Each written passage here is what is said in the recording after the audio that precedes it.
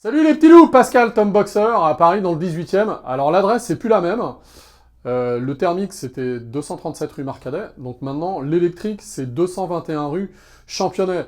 Donc on vous l'avait dit dans le dernier tuto qu'on a fait sur le thermique, hein. On est en train de créer une nouvelle boutique. Alors c'est un pâté de maison qui est juste derrière. C'est à 2 minutes à pied, hein, c'est vraiment que dalle. On est situé juste en face de chez Honda, donc Starbucks, hein, c'est une boutique qui existe depuis, je sais pas, 30 ou 40 ans. Enfin, c'est une boutique Honda qui est très très vieille. Et puis il y a Zebra qui sont juste à côté de nous. Donc Zebra, c'est une auto-école spécialisée dans des stages moto. Voilà, alors aujourd'hui, ce qu'on va vous présenter, on va commencer par le Yadea C1S. Alors, il y a toute la gamme Yadea qu'on vous présentera au fur et à mesure dans les tutos à venir. Alors déjà, pourquoi on a pris Yadea? Alors Yadea, ce qu'il faut savoir, c'est que c'est le plus gros fabricant en Chine. Ça représente plus de 6 millions d'unités par an. Donc autant vous dire que c'est monumental. L'intérêt de Yadea, c'est que c'est un fabricant et il gère la fabrication de A à Z. C'est-à-dire qu'il fabrique tout, le moteur, les jantes, la carrosserie, le châssis, etc. C'est une usine qui est hyper moderne. Ça existe depuis 2001, donc ils font de l'électrique depuis 2001. En Chine, ils équipent la police nationale et les pompiers en scooter électrique. Alors là-bas, ils ont des flottes de petits scooters qu'on n'aura pas chez nous, hein, qui sont complètement différents, avec des paniers à l'avant, des paniers à l'arrière, qui ressemblent plus à des mobylettes d'ailleurs. Alors très honnêtement, pourquoi moi j'ai choisi Yadea? Parce que alors je les ai rencontrés à l'ECMA. Alors c'est déjà une marque que j'avais vue comme ça sur internet et j'en avais croisé chez des confrères. Alors il y a un truc qui m'a énormément parlé, c'est qu'au niveau finition technique, hein, c'est vraiment super super haut de gamme. D'ailleurs, sur leur site, l'argument le plus important, c'est de rendre heureux les clients. Alors, de rendre heureux les clients, pourquoi? Parce que bah, ils veulent pas qu'il y ait de problème, qu'il y ait de la qualité. Bref, on utilise son scoot comme n'importe quel deux roues qu'on a l'habitude d'utiliser. Il y a juste la batterie à changer et point barre. On veut pas d'autres soucis à ce niveau-là. Euh, on a eu une formation vendredi avec Amos, qui est le responsable technique de chez Yadea France, hein. Et moi, j'ai vraiment insisté sur ce truc-là. Donc, on a fait la formation avec Sekou, Amos et moi. Et en fait, alors, ils étaient un peu surpris, mais moi, je leur ai dit, je veux que le truc, il soit à poil, hein. Donc, on le démonte, hein. On va le remonter. Je veux savoir comment c'est fait, quelles sont les particularités du Yadea, comment c'est installé, comment c'est fabriqué, où sont les périphéries, etc., etc. Et alors, manque de bol, hein. Bon, on va pas en parler, mais on avait en fait un autre scooter électrique, je vais pas dire la marque, hein, mais qui était là à côté. Et Amos, bon, lui, il découvrait, hein, c'était une marque qu'il connaissait pas. On a fait des comparaisons au niveau du montage électrique, les soudures de cadre. Alors, c'était deux scooters qui étaient au même prix, hein, sur le marché. Donc ça, je vous expliquerai dans les tutos à venir. En fait, ils sont tous à peu près au même prix sur le marché. Par contre, au niveau qualité, il y a des trucs que vous n'allez pas voir, hein, que moi, je verrai, parce que, bon, je vous rappelle, j'ai été 12 ans chef d'atelier chez BMW, donc technique, pour moi, c'est vraiment très très important. Et c'est vrai que quand on faisait la comparaison avec l'autre, bah, l'électricité, notamment, qu'on a à l'intérieur de ce capot-là, bah, dans l'autre, on jette le faisceau, on met des petites protections à droite à gauche, les connectiques, elles sont posées comme ça, il n'y a pas de protection, il n'y a rien. Bon, alors tout ça, vous ne voyez pas, hein. Par contre, nous, quand on démonte, on voit. Pareil au niveau de la face avant, on enlève la face avant, il y a encore des connectiques derrière. Bon, ici c'est bien rangé, c'est bien gainé, c'est bien accroché, chaque faisceau à sa place. L'autre, c'est jeté en vrac, quoi. Bon, enfin, c'est comme ça, hein. Alors ces autres marques-là, c'est plus des assembleurs, hein. Voilà, donc ça c'est vraiment important. Ce qu'il faut savoir, c'est que quand on est fabricant, en fait, on va gérer le process de A à Z. Et du coup, au niveau finition, bon, les différences sont assez importantes. Alors aujourd'hui, on va vous parler donc du C1S. Donc le C1S, c'est un scooter qui est limité à 45 km/h. On est sur un moteur qui fait 2200 watts, hein. Donc 2200 watts, ça a déjà une bonne patate, hein. Ça marche vraiment très très bien. Dans les montées, c'est suffisant. On a deux modes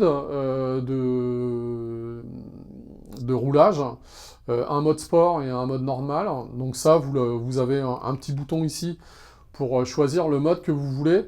La particularité du C1S, c'est que vous avez juste un bip. Donc en gros, vous avez le bip, vous appuyez là, vous tournez la clé et vous avez le contact. Alors un truc qui est important, c'est que ce bip-là, on le retrouve dans d'autres marques, hein, et si jamais vous avez les piles du bip qui sont mortes, bah, vous ne pouvez pas démarrer votre deux roues. Bah, là, ils ont une astuce, c'est qu'à l'intérieur du bip, vous avez une clé. Alors c'est super intelligent parce que si jamais votre bip est en panne, donc là vous avez un petit verrou, hein, je viens de le verrouiller, et ben vous rentrez la clé à l'intérieur du contacteur, et ça vous permet en fait de mettre le contact si la pile est HS, et ça vous laisse le temps de changer la pile. Alors au niveau tableau de bord, on a toutes les informations. Vous avez la consommation en instantané, vous avez l'heure, donc vous avez les modes éco et sport, vous avez un partiel, un totalisateur, vous avez la jauge de la batterie. Alors, un détail qui est vraiment très très important, vous allez voir quand vous vous renseignerez sur les électriques, en gros, ce qui nous intéresse le plus, c'est l'autonomie. Donc on regarde, bon bah celui-là il fait 70 km, celui-là il fait 50 km, celui-là il fait 80 km, ah tiens celui-là il fait 100 km. Je vais être honnête avec vous, il y a vachement de pipeaux à ce niveau-là. C'est-à-dire qu'en fin de compte, on se rend compte que ce qu'ils annoncent, hein, bah, c'est pas forcément la réalité. Bon, chez Yadea, ce qu'ils annoncent, c'est vraiment la réalité. Donc quand vous avez une autonomie de 70 km, c'est 70 km. C'est pas, vous avez 100 km d'autonomie, ah c'est marrant, j'arrive pas à faire plus de 70 km. Ah bah tiens, c'est bizarre. Ouais, il faut rouler à 15 km/h, quoi, pour avoir les 100 km. Donc les 15 km/h, autant vous dire qu'on le fait jamais. Donc voilà, donc ça c'était une petite aparté.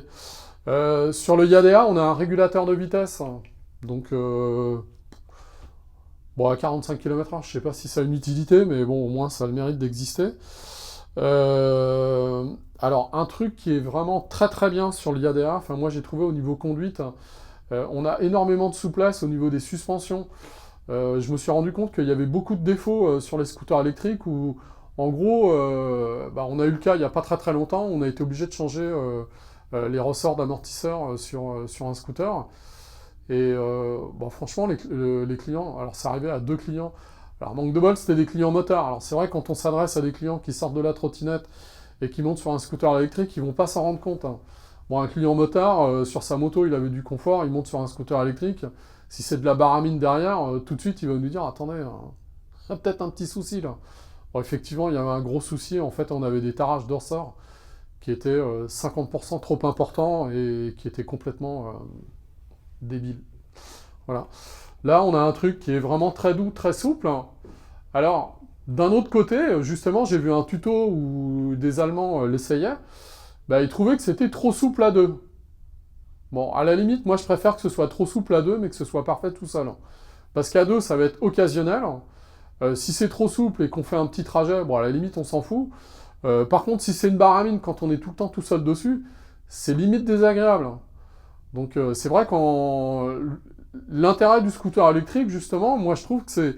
On est zen, c'est hyper fluide, c'est vachement reposant, il n'y a pas de bruit, et en même temps, si on a vraiment un truc qui est super confortable, bah, on fait un gap au niveau agrément qui est quand même assez sympa. Voilà, donc on continue là-dessus. Au niveau conduite, il y a un truc qui est vachement bien, c'est qu'on a une répartition des poids qui est vraiment top. Pourquoi? Parce qu'en fait, on a la batterie qui est dans le plancher. Alors là, je l'ai déverrouillé, donc en gros, la batterie, elle est là. Alors, c'est des cellules Panasonic. Donc Panasonic, c'est le top du top, hein. Donc on le débranche d'ici, c'est hyper simple, hein, et on sort la batterie hyper facilement. Elle fait 11 kg et quelques. Donc c'est pas énorme en soi. Donc ça, c'est plutôt pas mal. On va la laisser là. Donc ça c'est bien, c'est facile à ramener à la maison. Il y a un chargeur qui est fourni avec. Le temps de charge, c'est 5 heures de mémoire. Donc ça va, c'est pas très très long. On a une petite prise qui est vachement bien faite.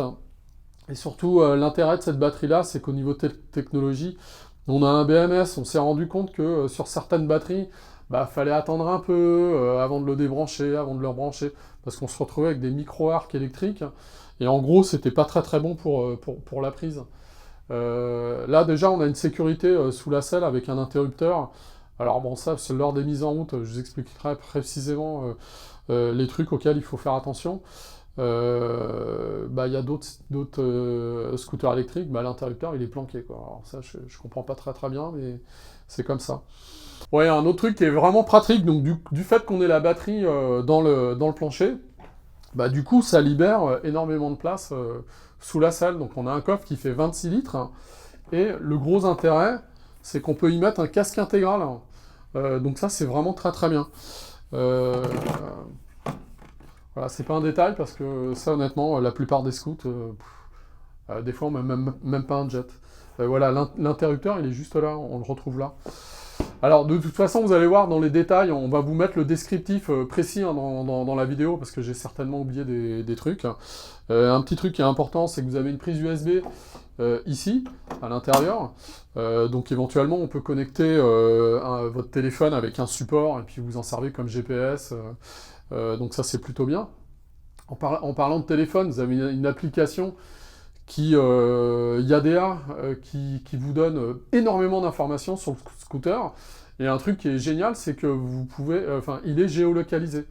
Donc en gros, vous savez où il se trouve, et si jamais il bouge, vous êtes prévenu. Au niveau de l'alarme, donc il a bien sûr une alarme, mais en même temps, il a un blocage de la roue. Donc ça aussi, c'est plutôt pas mal. Donc ça sécurise le scooter. Bon, ça n'empêche pas qu'il faut en même temps peut-être mettre autre chose, un antivol.